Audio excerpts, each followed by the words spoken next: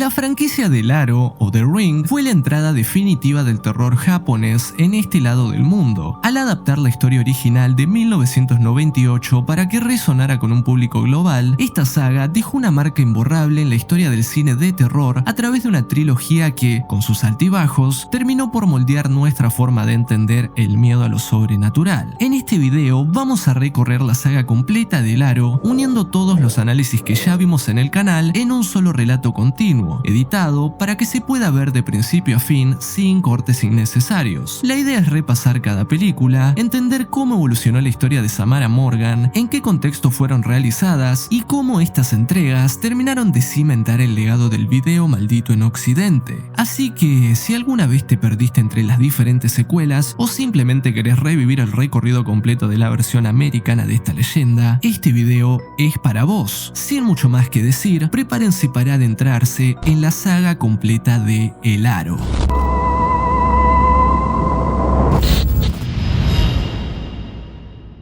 Bienvenidos a Hexfile, el archivo definitivo del cine de terror. Yo soy Gulex y hoy vamos a hablar de The Ring del año 2002, una película de terror dirigida por Gore Verbinski, el remake estadounidense de Ringu y la responsable de spawnear a todos esos remakes de terror asiático que inundaron los cines a principios y mediados de los 2000. Si bien el éxito de Ringu en Japón pudo pasar desapercibido para parte del público estadounidense, los ejecutivos de Hollywood estaban muy atentos. Tras ver una copia de la película en VHS, Walter F. Parks, co-jefe de la división de cine de DreamWorks, quedó completamente fascinado con la historia. Después de unas cuantas llamadas telefónicas, DreamWorks pagó alrededor de $1 millón por los derechos para adaptar Ringu al público occidental. El primer y único nombre que tuvieron en mente para dirigirla fue Gore Verbinski, que hasta ese momento solo había trabajado en una comedia y una comedia romántica, pero gracias al éxito de esas películas, DreamWorks ya lo consideraba un director de confianza dentro de la casa. El encargado de adaptar el guión original fue Eren Kruger,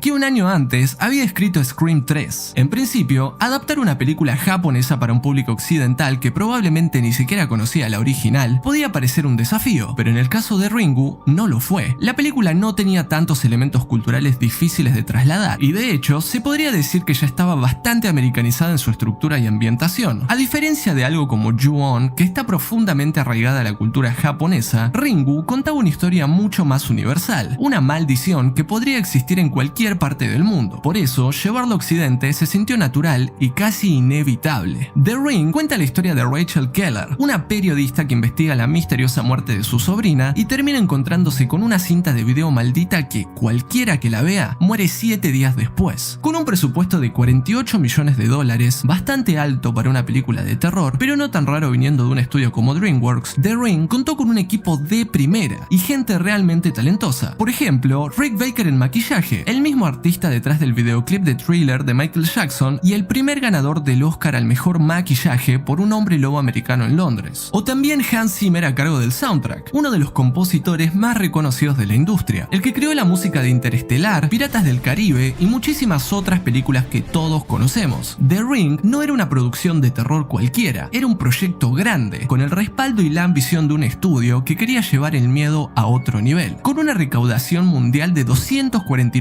millones y vendiendo más de 2 millones de copias en DVD solo en sus primeras 24 horas, se convirtió en un fenómeno absoluto. Durante años, mantuvo el título de remake de terror más taquillero de la historia, hasta que fue superada por It en 2017. Por eso, es importante reconocer la importancia que tuvo. Si bien, como suelo remarcar, el terror asiático en Occidente fue opacado por el torture porn, este también supo dejar su marca, y The Ring fue la principal responsable de abrirle las puertas a todas las historias del otro lado del mundo, que si no fuera por esta película, hoy en día probablemente no conoceríamos.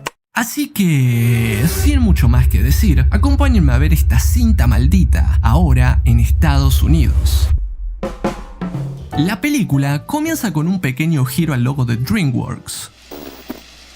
Katie y Becca están teniendo una pijamada en la casa de Katie, interpretada por Amber Tamblyn, a quien ya vimos en el canal protagonizando The Grudge 2. Las chicas charlan sobre cuál de las dos va a ser parodiada por Pamela Anderson en Scary Movie 3. Spoiler, es Becca. Y sobre una leyenda urbana acerca de una cinta de video maldita que mata a cualquiera 7 días después de haberla visto. Katie revela que la vio hace exactamente una semana con un grupo de amigos en un campamento. Bromean sobre esto, el teléfono suena, siguen bromeando, Katie Katie queda sola en la cocina, ve un reflejo tenebroso en la tele, todo muy igual a la película original, aunque acá esta introducción es un poco más tensa y con algunas variaciones. Mientras en Ringu, Tomoko muere en la cocina, en The Ring, Katie sube al piso de arriba, donde ve agua saliendo de una habitación, y cuando abre la puerta,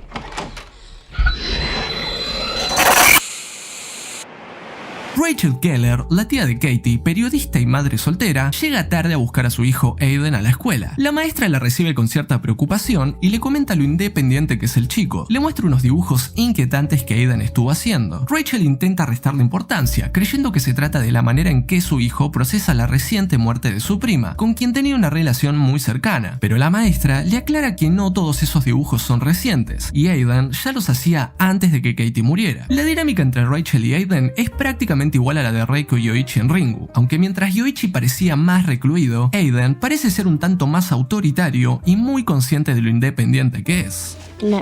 Casi que parece un mini adulto. El papel de Rachel le había sido ofrecido a varias actrices al momento de buscar protagonista. Por ejemplo, a Jennifer Connelly, quien lo rechazó. Curiosamente, años más tarde, Connelly terminaría protagonizando el remake de terror asiático Dark Water, cuya obra original también fue dirigida por Hideo Nakata, el director de Ringu. Entre las otras opciones estaban Jennifer Love Hewitt y Kate Beckinsale. A Hewitt ya la vimos en el canal en mi video de Sé lo que hicieron el verano pasado, mientras que Beckinsale terminaría encabezando la franquicia de acción y terror Underworld. Finalmente, Gore Verbinski se decidió por Naomi Watts, una actriz poco conocida en ese momento. Esto jugaba a favor de la película, ya que permitía que el espectador se acercara a la historia sin ideas preconcebidas sobre la protagonista, algo que encajaba perfectamente con la visión de Verbinski, que quería que The Ring fuera una experiencia que el público descubriera por sí mismo. En cuanto a Aiden, el hijo de Rachel, fue interpretado por David Dorfman, un joven actor que un año después también participaría en otro remake de terror muy importante, The Texas Chainsaw Massacre del año 2003. Con el tiempo, Dorfman se alejó de la actuación y a día de hoy es un abogado graduado en Harvard, que trabaja en la Cámara de Representantes de los Estados Unidos, donde se desempeña como director legislativo, asesor general del vicepresidente del Comité de Energía y Comercio y presidente emérito del Subcomité de Ciberseguridad del Comité de Seguridad Nacional estadounidense. En el funeral de Katie, su madre y hermana de Rachel le pide que por favor investigue lo que pasó. Los médicos no logran determinar la causa de muerte, solo dicen que su corazón simplemente se detuvo. I saw her face. Dato curioso, esta escena fue hecha con efectos prácticos en su mayoría. El mismo Rick Baker, de quien hablé al principio, creó un muñeco de Amber Tamblyn, o sea Katie, desde cero. Rachel decide charlar con sus compañeras de clase, donde vemos a una chica que también actúa en Hellraiser Inferno. Otra le dice que Becca, su amiga, terminó internada en un hospital psiquiátrico. Y Adam Brody, a quien ya vimos en mi video de Jennifer's Body, le hace saber de la existencia de la cinta maldita. Le dice que Katie vio la cinta junto a su novio y unos amigos en una escapada de fin de semana a un campamento, y que ellos también murieron. Husmeando su habitación, encuentra recortes de personas con todas las caras tachadas, además de un ticket para revelar unas fotos. Al día siguiente, Rachel las retira y ve que la cara de todos los chicos se encuentra distorsionada, un claro indicio de que el grupo de amigos había visto la cinta y ya todos estaban maldecidos, al igual que sucede en la película original. En otra foto, descubre que el campamento al que fueron fue el Shelter Mountain Inn, e inmediatamente se dirige hasta ese lugar. Rachel llega a la recepción del campamento, donde trabaja Richard Lineback, mismo actor que hizo de policía en Viernes 13 parte 5. Le dice que la señal de televisión en el lugar es mala, por lo que como alternativa tienen cintas de video, y Rachel elige la que más le llama la atención. Renta la misma cabaña donde se alojaron los chicos y mientras cae el sol, la reproduce. En la cinta podemos ver un montón de cosas perturbadoras, como una silla. Y bueno, agua con sangre, un hombre en la ventana, una mujer en un espejo, un árbol prendido fuego, esta escena particular de gusanos que se convierten en personas nadando en lodo, que hasta el día de hoy me pregunto cómo habrán grabado eso, y muchas otras escenas más para terminar con un pozo. Cuando la cinta termina, una voz en el teléfono le hace saber los días que le quedan. Es el primer día de esos 7. Rachel llama a su exnovio Noah, interpretado por Martin Henderson, que años más tarde actuaría en The Strangers Prey at Night, pero que probablemente lo tengan más visto por ex de Ari Aster. Él es un fotógrafo y tiene conocimiento sobre este tipo de tecnologías, por lo que le pide ayuda. También es el padre de Aiden, aunque él prefiere estar distanciado del chico. I don't think I make a good father. Maybe it was because my own was disappointment. Rachel le hace una copia y Noah ve la cinta, pero no le cree del todo a Rachel. A diferencia de Ryuji, su contraparte en Ringu, que era un psíquico y tenía conocimiento de lo sobrenatural, Noah es un supersticioso, aunque también conoce a Rachel lo suficiente para saber que ella no se asustaría solo por rumores. Rachel continúa con su investigación, donde descubre muchas cosas nuevas y vive sucesos extraños, como por ejemplo encontrarse con la escalera que se puede ver en una escena del video, o incluso sacar una mosca de la pantalla del televisor. Descubre que al modificar la alineación de la cinta se puede ver más imagen, específicamente un faro. Rachel acude a una Wikipedia prehistórica llamada Biblioteca a buscar información sobre faros y descubre que el que aparece en la cinta es uno ubicado en la isla Moesco. Teniendo esta información, acude a internet, o mejor dicho, a un archivo HTML que tiene guardado en la PC, porque en la sala de edición se olvidaron de cambiar el link. También descubre que la mujer que aparece en el espejo es Anna Morgan, una jinete residente de esta isla. Lee que en algún momento todos los caballos de la isla murieron, e incluso que Anna Morgan se quitó la vida tirándose desde un acantilado, lo que podemos ver en el video maldito, pero que antes de eso fue ingresada en un hospital psiquiátrico ya que sufría alucinaciones. Y entre las cosas extrañas que le suceden, Rachel se encuentra tachando caras sin darse cuenta, al igual que probablemente hacía su sobrina Katie, como vio en su habitación. Mientras tanto, Noah está comprando cigarrillos y la cajera le predice el futuro. You're gonna die. Por fumar, por supuesto. Y en la cámara de seguridad puede ver su cara distorsionada, al igual que la foto de los chicos en la cabaña. Rachel sigue siendo acechada por esta maldición, que le hace sacarse electrodos de la boca e incluso llega a ver una presencia en la habitación de Aiden. Aunque por suerte era un sueño, pero eso no la deja más tranquila, porque descubre que su hijo también vio la cinta. The Ring es una película muy contextual. No es lo mismo verla hoy que en el año de su estreno, cuando la televisión y los VHS seguían siendo parte del día a día. Así como Aiden encuentra una cinta dando vueltas y decide reproducirla por curiosidad, hoy en día podríamos imaginar a alguien encontrando un video extraño en YouTube, haciendo clic y quedando condenado. De hecho, ese mismo concepto se retomó en Japón años más tarde con Sadako 3D, donde la maldición se propaga a través de videos en línea, adaptándose a los miedos de la era digital. Y así de contextual fue también su campaña de marketing. Mucho antes del estreno, según algunos testimonios recopilados en Reddit, varios videoclubs recibieron entre sus entregas habituales una cinta de VHS sin nombre. Cuando la reproducían, lo único que contenía era el video maldito. Al final, aparecía un enlace a una página web que hoy ya no existe, pero que su archivo muestra un texto anónimo que explicaba cómo funcionaba la maldición. Para quienes lo vivieron en ese momento, sin ningún aviso o contexto, debió ser realmente tenebroso. Otros cuentan que después de eventos como recitales o funciones de cine, podían encontrarse cintas de VHS sin etiqueta sobre los parabrisas de los autos. Tiempo después, ese mismo video comenzó a aparecer en televisión sin ningún tipo de anuncio, hasta que finalmente, con el lanzamiento de los trailers, estas personas se dieron cuenta que formaba parte del lanzamiento de The Ring. Con Aiden ahora también maldecido, Rachel se dirige en barco a la isla Moesco para encontrar la forma de acabar con todo esto. Leyendo recortes, descubre que Anna Morgan tiene un esposo que sigue vivo, e incluso una hija. También le pasa una secuencia con un caballo que ella se acerca, el caballo se vuelve loco, le intenta hablar al bicho para que se calme. It's okay, calm down. No la va a entender, no sé por qué no se aleja. Cuestión que el caballo salta al agua y pasa por abajo del barco, y lo que terminamos viendo es sangre en el agua, o sea que el caballo quedó licuado. Y en el agua podemos ver la misma escena que se ve en el video maldito. Rachel llega a la isla.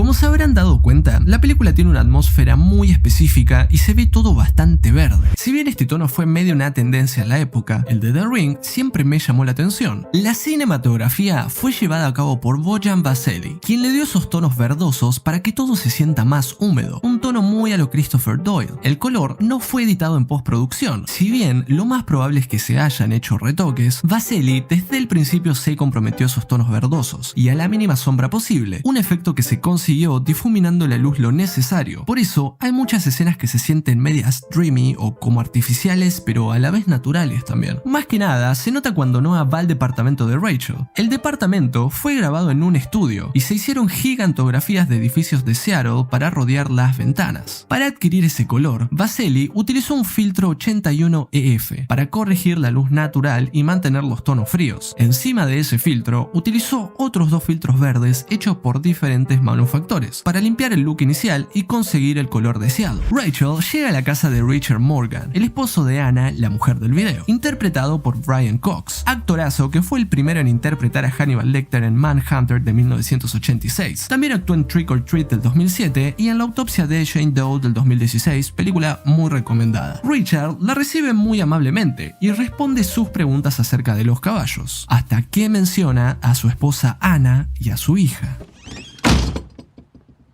Buscando más respuestas, se acerca a la única doctora de la isla, la doctora Garsnick. Le cuenta que Richard y Anna, luego de unas vacaciones de invierno, regresaron a la isla con una bebé, Samara. Todo marchaba bien, hasta que Anna fue a visitar a la doctora diciendo que no dejaba de ver visiones horribles y que era culpa de Samara, ya que solo le sucedía esto estando cerca de ella. Cuando la doctora atendió a Samara, la derivó inmediatamente a un hospital psiquiátrico. No está segura, pero asume que la niña debe seguir ahí. De lo que sí está segura es de que desde que se fue, la isla está mucho mejor que nunca. Mientras tanto, en tierra firme, Noah se infiltra en el hospital psiquiátrico donde tuvieron internada a Anna Morgan, y ahora también sabemos que a Samara. Ahí revisa su expediente y descubre que Anna había intentado quedar embarazada muchísimas veces, además de encontrar unas radiografías con imágenes extrañas. También nota que falta un video de Samara, y el último que parece haberlo retirado fue Richard Morgan. Luego de eso, Noah se toma el barco para encontrarse con Rachel. Esa noche, Rachel se invita sola a la casa de los Morgan, donde ve el espejo que aparece en la cinta, además de una caja que contiene un 100 pies que también se ve en la cinta, y el video que faltaba en el psiquiátrico. En el video se puede ver a Samara siendo entrevistada. El doctor le pregunta cómo es que hace estas imágenes, las mismas que Noah encuentra en el expediente, y Samara le dice que no las hace, que las piensa y simplemente son. Algo que también se explora en Ringu y Ringu 2. Ahí, Sadako poseía el poder del Nensha, la habilidad de quemar imágenes psíquicamente en distintos objetos, o sea, la cinta y demás fotografías, incluso en la piel. En The Ring, Samara posee este mismo poder, aunque no se lo nombra de ninguna forma. El doctor también le dice: You don't want to hurt anyone. Y Samara le responde: But I do, and I'm sorry. It won't stop. Y quédense con esa frase porque más adelante toma un giro muy interesante. Richard, lurkeando en el fondo, le pega un saque a Rachel y le saca la tele. Le dice que Samara no dejaba de atormentarlos, que ni encerrándola en el granero se detenía, y que Rachel haya llegado con preguntas sobre ella es indicio de que lo sigue haciendo. Después de esto, se suicida en la bañera con electricidad. Rachel entra en pánico, pero justo llega Noah para tranquilizarla. Juntos van al granero y encuentran la habitación de Samara. Rachel asume que como su madre se estaba volviendo loca, Richard culpaba a su hija adoptiva y la encerraba ahí arriba. Y en la pared descubren la imagen de un árbol, el mismo árbol que Rachel vio en Shelter Mountain Inn. Este árbol es un arce japonés, lo que no es coincidencia, ya que además de tirar una referencia al país de origen de la película original, su fruto es venenoso únicamente para los caballos y se llama Samara. En el último y séptimo día, los dos se dirigen al campamento. Accidentalmente, descubren que la cabaña fue construida sobre un pozo, el mismo que se ve en el video, y Rachel cae al fondo de este. En el agua, encuentra pelo y una mano la agarra, haciéndole ver una visión. Los últimos momentos de Samara. Su madre se acerca a ella, la ahoga y la empuja dentro del pozo, pero Samara no muere al caer, sobrevive durante 7 días. Rachel vuelve en sí y encuentra el cuerpo de Samara, que al parecer finalmente puede descansar en paz. La policía se encarga del cuerpo, pero la periodista sigue sin entender cómo es que Anna pudo haberle hecho eso a Samara, haciéndole replantear a la vez su relación con Aidan. She just just wanted to be heard. Sometimes children yell or cry or draw pictures. Time to go, mister. I'm not finished. Noah said to make one for you. Habiendo liberado el espíritu de Samara, ahora todo finalmente está en paz. ¿No? ¿No? ¿Sí o no? ¿No? Don't you understand, Rachel? She never sleeps. Bueno, en la casa de Noah, la tele se prende sola y se puede ver el pozo del video. Y eso no es nada, porque Samara sale del pozo y de la tele, en una escena icónica mostrando su cara y consumiendo a Noah. Samara fue interpretada por David Chase, una actriz de 12 años que también actuó como la hermana de Donnie Darko, y es la voz en inglés de Lilo y Stitch, y de Chihiro en El viaje de Chihiro. Rachel llega volando a la casa de Noah solamente para encontrarlo muerto. En pánico, comienza a pensar por qué ella sigue viva mientras Noah murió. ¿Qué hizo ella que su ex no? Copiar la cinta y mostrársela a alguien. Rachel hizo una copia de la cinta y se la mostró a Noah. Así se libró de esta maldición, a diferencia de Sadako, que creó la cinta proyectando su ira debido a las injusticias que vivió. Samara siempre fue mala. Al principio, Rachel creía que Samara fue víctima de una madre adoptiva que se volvió loca y de un padre adoptivo que apoyaba a su esposa. Pero al igual que la doctora le dijo que desde que se fue no hubo más mal en la isla, podemos decir que el odio de sus padres adoptivos hacia Samara estaba medio justificado, ya que ella fue la que atormentaba a su madre con esas visiones horribles, que terminaron volviéndola loca y llevaron incluso a matarla y suicidarse. A la vez, mientras Rachel recuerda todos los sucesos para ver qué hizo para sobrevivir, recuerda el video de Samara en el hospital psiquiátrico, donde el doctor le pregunta: But you don't want to hurt her anymore now, do you? You don't want to hurt anyone. Y Samara le responde: But I do. And I'm sorry. It won't stop. Lo que Rachel interpreta como que la niña no puede parar eso, ya que la ve como una víctima de sus padres. Pero esta frase puede tener un significado muy distinto dependiendo del contexto. Ahora que Rachel se dio cuenta de sus verdaderas intenciones, la interpreta así: But I do. And I'm sorry. It won't stop. Y sin entrar en muchos tecnicismos, en inglés esa frase tiene esos dos significados dependiendo del contexto en el que se lea, pero lamentablemente se pierde en la traducción. Habiéndose dado cuenta de esto, Rachel hace que Aiden haga una copia de la cinta, y la película termina dejándonos con la duda de quién va a ser el próximo que la vea. Antes de terminar, existen más de 15 minutos de escenas eliminadas donde podemos ver otra escena más del final en donde Rachel parece dejar la cinta en un videoclub. También, entre esas escenas, se puede ver un poco más la travesía de Noah mientras Rachel estaba en la isla y cómo investiga por su cuenta. Incluso llega a ir solo al campamento encontrando al recepcionista muerto, porque en algún momento vio la cinta. A Rachel hablando con los residentes de la isla y una escena mucho más brutal de la muerte de Samara. La mayoría de estas escenas fueron eliminadas para que la película tuviera una clasificación para mayores de 13 y pudiera llegar a un público más alto. Bienvenidos a Hexfile, el archivo definitivo del cine de terror. Yo soy Gulex y hoy vamos a hablar de The Ring 2, una película de mierda. La película comienza con una recopilación de tomas al mar. Jake, interpretado por Ryan Merriman, que un año después protagonizaría Destino Final 3, y Emily son dos estudiantes que parecen estar teniendo una cita. Él le dice que tiene algo muy interesante para mostrarle, la copia de una cinta muy aterradora que le mostró un amigo. Pero ¿quién carajo son Jake y Emily? Bueno, de hecho hay un corto de unos 15 minutos llamado Rings que lo explica. Un corto visualmente mucho más interesante que la cagada que estamos por ver, y que fue lanzado como extra en el relanzamiento del DVD de The Ring. Rings se sitúa un tiempo después de la primera película y nos muestra cómo se creó una especie de subcultura alrededor de la cinta maldita, donde personas ven el video maldito voluntariamente para documentar cómo los afecta la maldición a cada uno. Publican sus videos y experiencias en un foro y cuando no aguantan más, hacen una copia y se la muestran a otra persona que esté dispuesta a entrar en este círculo de gente. Podemos ver que lo que experimentan son cosas muy parecidas a las que le suceden a Rachel en The Ring. Principalmente, presencian elementos que aparecen en el video maldito como la escalera o el 100 pies. Jake es un nuevo integrante de esta subcultura y es convencido por una malvada chica morocha que, como Jake le tiene ganas, lo manipula para que intente llegar hasta el día 7, solo para demostrar que es el más macho que más tiempo aguantó con la maldición encima. Los días pasan y el séptimo mismo día está cada vez más cerca, así que tiene que apurarse a mostrársela a alguien, porque si no, no la cuenta. El corto termina con Jake llamando desesperado a una inocente chica rubia llamada Emily, que está medio enganchada con él, y le acepta una cita en su casa. Eso nos sitúa exactamente en el principio de The Ring 2. Jake deja a Emily sola viendo la cinta, pero lamentablemente la chica se asustó mucho, así que se tapó los ojos y no la terminó de ver, condenando a Jake a una muerte con una edición malísima. Aproximadamente un año después de los eventos de la primera película, Rachel y Aiden se mudan de Seattle e intentan comenzar su nueva vida en el tranquilo pueblo de Astoria en el estado de Oregon. Ella consigue trabajo en el periódico local, donde tiene de jefe a Max, interpretado por Simon Baker, a quien probablemente conocen por la serie El Mentalista y que también actúa en la película de zombies Land of the Dead del año 2005. Esa noche, mientras termina su día en la oficina, los periodistas escuchan en la radio que encontraron el cuerpo de un estudiante y algo acerca de cómo quedó su cara. Rachel inmediatamente se dirige a la escena del crimen y, cometiendo probablemente más de un delito, se mete a la ambulancia donde se encuentra el cuerpo de Jake, el chico del principio. Y no solo eso, porque Samara aparece para pegarle un susto barato.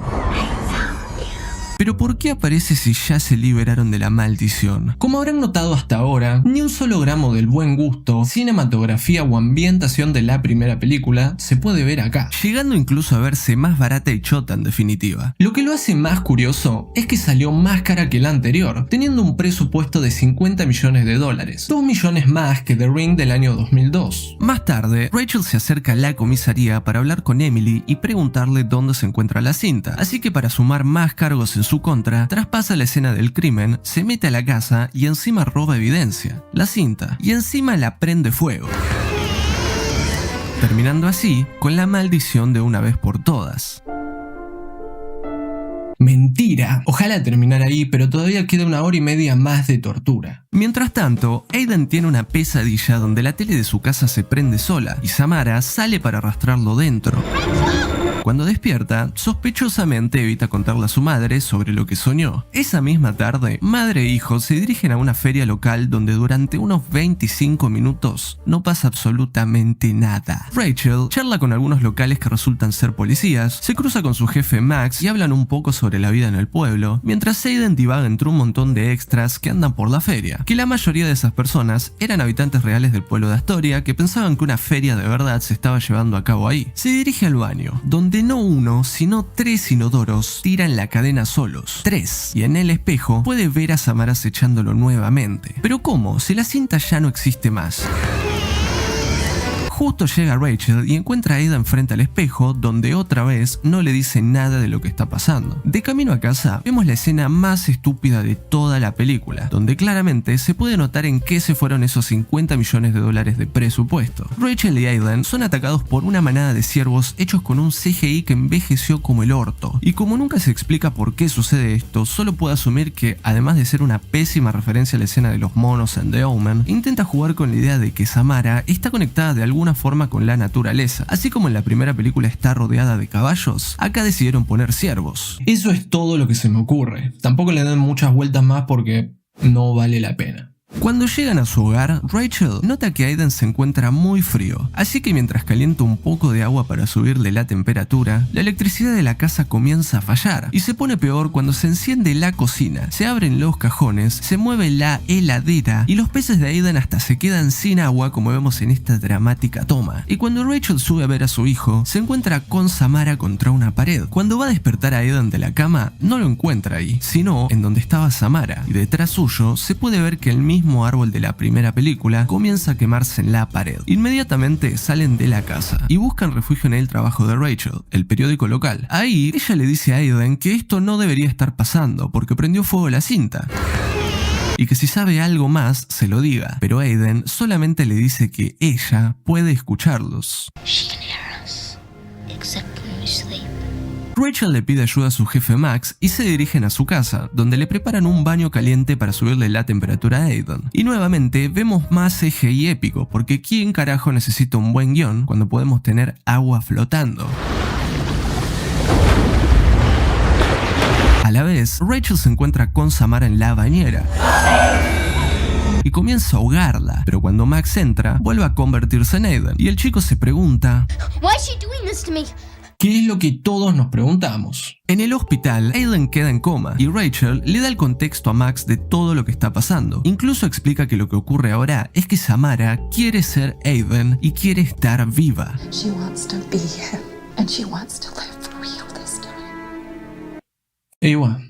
¿Y saben qué es lo peor, además de que la película salió más cara que la anterior? Que fue dirigida por Hideo Nakata, el director de Ringo original. Entonces, ¿qué carajo pasó en el medio si otra vez tenían un equipo talentoso? Porque el guionista también es Eren Kruger, el mismo que adaptó la película anterior. La respuesta es más simple de lo que se imaginan y es algo que también pasó con el remake de The Grudge. El estudio, en este caso Paramount, dueña de DreamWorks, metió mano de más, haciendo el rodaje más complicado de lo necesario. Contrataron a un director enfocado en un estilo específico de cine para dirigir una película pochoclera hollywoodense. Quisieron hacer lo mismo que Sony y Columbia hicieron con Shimizu en The Grudge, pero acá le dieron menos libertad para dirigir. Tan poca libertad que incluso Nakata repudió la película luego de su estreno y admitió odiarla, echándole la culpa principalmente a los ejecutivos de Paramount que se metían al estudio y lo obligaban a borrar o regrabar escenas clave, terminando con versiones totalmente distintas a las que Nakata tenía en mente. Incluso la misma Naomi Watts, después de leer el guión, no quiso actuar en la película, pero debido al contrato que había firmado previamente, estuvo obligado a hacerlo. Se nos introduce otro aburrido subplot más con una psiquiatra que desconfía de Rachel ya que Aidan está lleno de marcas y moretones. Y Rachel, para evitar hablar con la doctora, deja a Aidan internado en el hospital y se dirige al orfanato donde fue adoptada Samara para conseguir más respuestas. Como no descubre nada ahí, se dirige a la isla Moesco, a la casa donde Samara vivía con sus padres adoptivos, que ahora está en venta, y en el sótano encuentra una maleta con las pertenencias de Samara junto a lo que parece ser un diario con información sobre su madre biológica. Mientras tanto, Aiden en el hospital despierta del coma y como ahora está poseído por el fantasma de Samara y es muy malvado, hace que la psiquiatra se quite la vida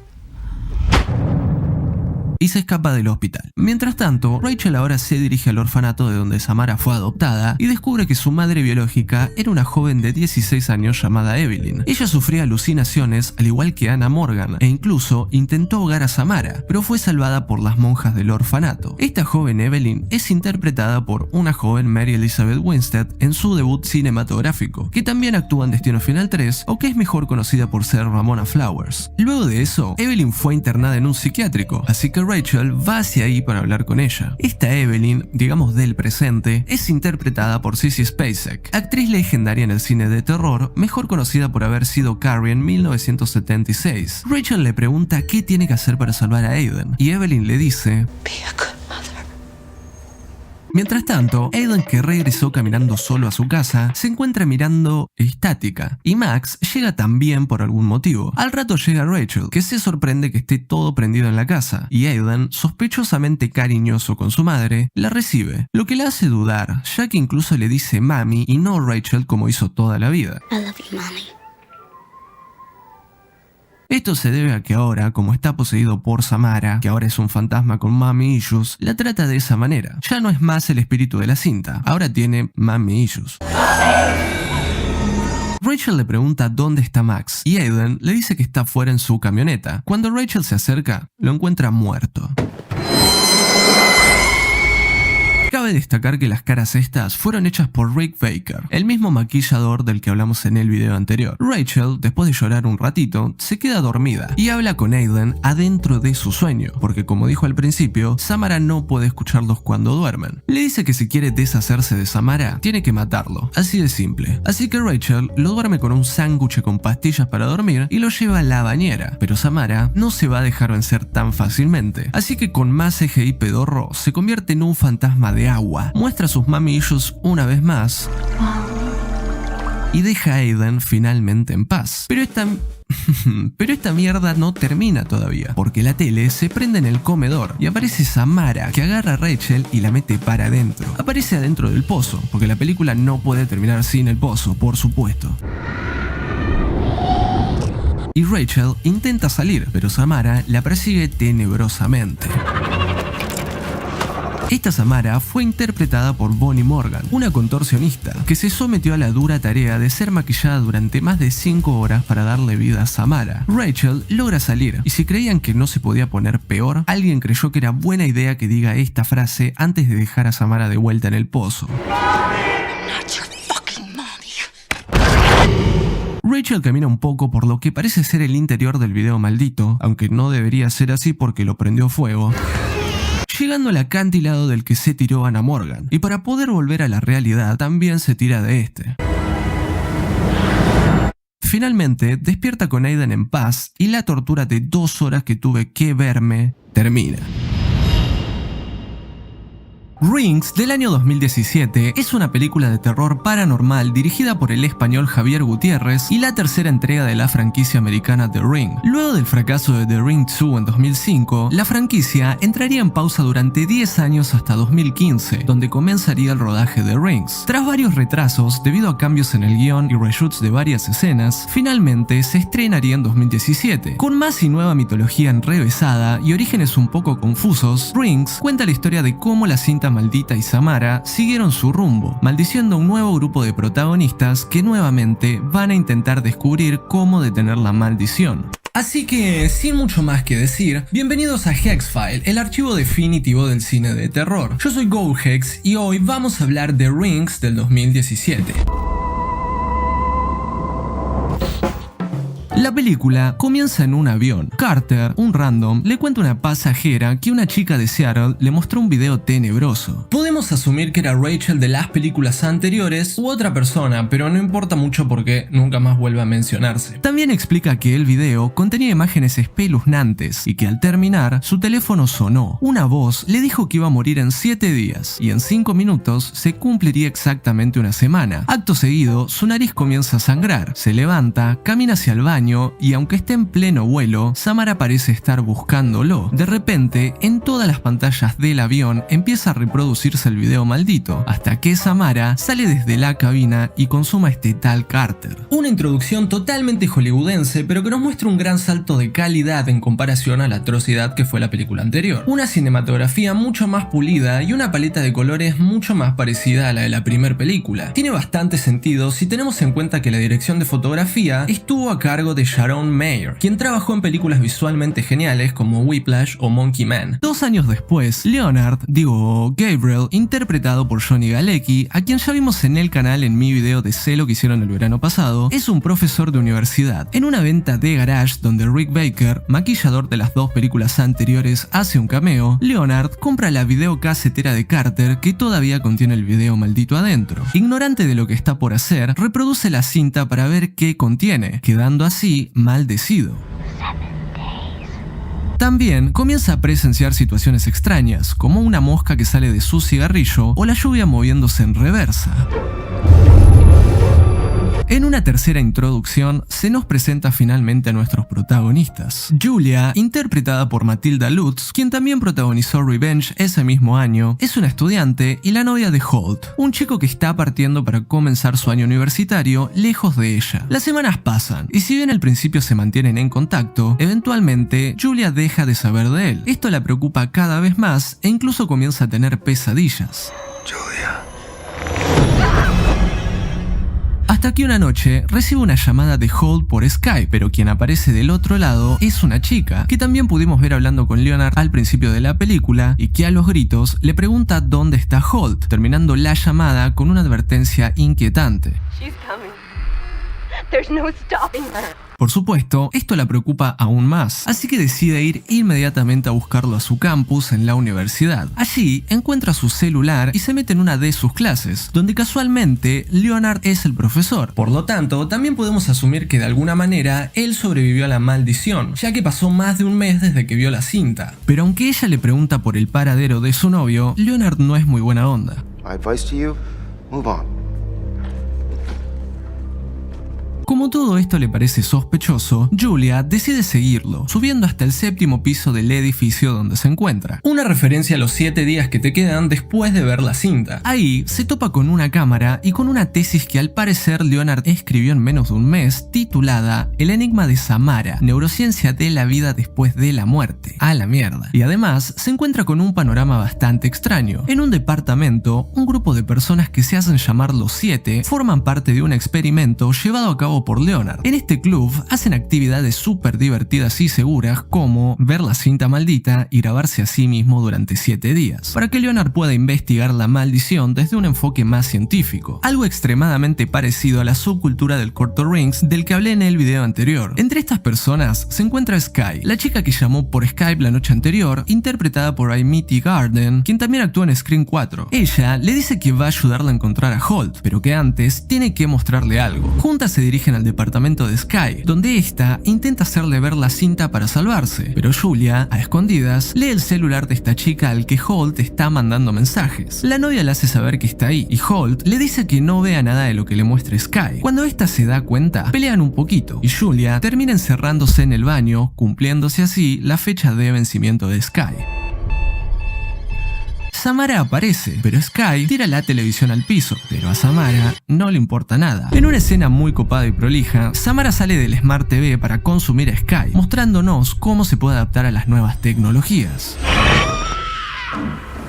Esta Samara es nuevamente interpretada por la contorsionista Bonnie Morgan, quien también fue la encargada de darle vida en la película anterior. En cuanto a su maquillaje, en las 2 películas anteriores, el encargado fue Rick Baker, que se retiró en 2015 a los 64 años. Acá, el responsable fue su aprendiz Argent Twitten, quien hizo un trabajo excelente. Con más de 45 prótesis que debían encajar perfectamente en la cara y el cuerpo de Morgan, y pintada completamente de pies a cabeza, el maquillaje tomaba más de 6 horas y media en ser aplicado.